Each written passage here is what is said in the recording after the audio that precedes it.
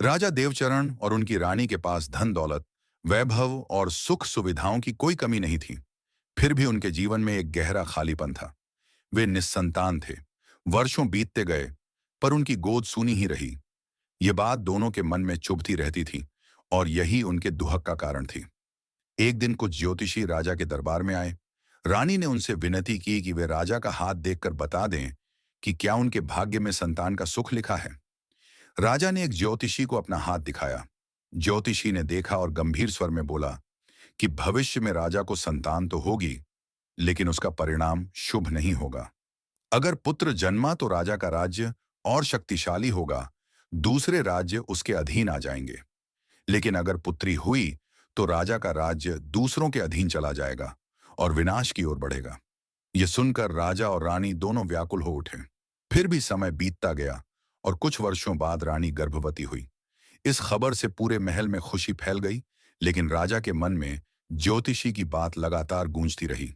इसी बीच राजा देवचरण को हाथियों को पकड़ने के लिए दूर दिरारा नामक स्थान जाना पड़ा। जाते समय उसने रानी से कहा कि अगर पुत्र जन्मे तो उसे बैंगनी कागज में लपेटकर सुरक्षित रखना, लेकिन अगर पुत्री जन्म ले तो उसे जन्म लेते ही नाल समेत जमीन में दबा देना। यह बात किसी को पता नहीं चलनी चाहिए। कुछ समय बाद रानी ने एक कन्या को जन्म दिया। वह बच्ची इतनी सुंदर थी कि रानी का हृदय पिघल गया। वह राजा का आदेश नहीं मान सकी। उसने तय कर लिया कि चाहे जो भी हो जाए, वह अपनी बेटी को जीवित रखेगी और छिपाकर उसका पालन पोषण करेगी। राजा के लौटने में कई वर्ष लग गए। तब तक वह बच्ची एक सुंदर युवती बन चुकी थी। उसका नाम रखा गया दिशरु। रानी ने बहुत सावधानी से उसे सबसे छिपाकर रखा, ताकि राजा की नजर उस पर न पड़े। जब राजा वापस लौटा तो रानी ने उसका स्वागत एक गीत के माध्यम से किया। राजा को लगा कि उसके यहाँ पुत्र जन्मा है और वह बहुत प्रसन्न हुआ। लेकिन एक दिन अनजाने में उसकी नजर दिशरु पर पड़ गई।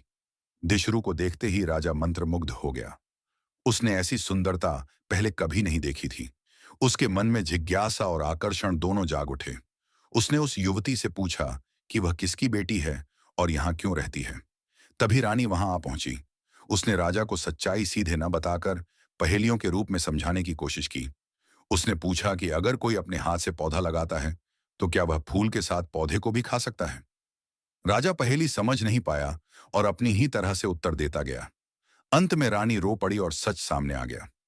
राजा को पता चला कि जिस सुंदरता पर उसका मन डोल गया था, वह उसकी अपनी ही बेटी थी।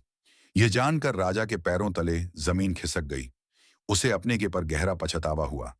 राजा ने तय किया कि वह दिशरु को अपने सामने नहीं देख सकता, क्योंकि हर बार उसे अपनी भूल याद आएगी। यह बात दिशरु के लिए असहनीय थी। उसे अपने अस्तित्व पर शर्म आने लगी। उसने सोचा कि उसका जन्म ही इस दुख का कारण है। दिशरु ने अपने सौंदर्य को ही अपने विनाश का कारण माना। उसने अपने पिता को शाप दिया कि उसके जाने के बाद उनका राज्य नष्ट हो जाएगा और उनका वंश सौंदर्य से वंचित हो जाएगा। वह रोती हुई वहां से चली गई। पूरा महल, राजा, रानी, नौकर, प्रजा सब उसे रोकते रहे, लेकिन दिशरु नहीं रुकी।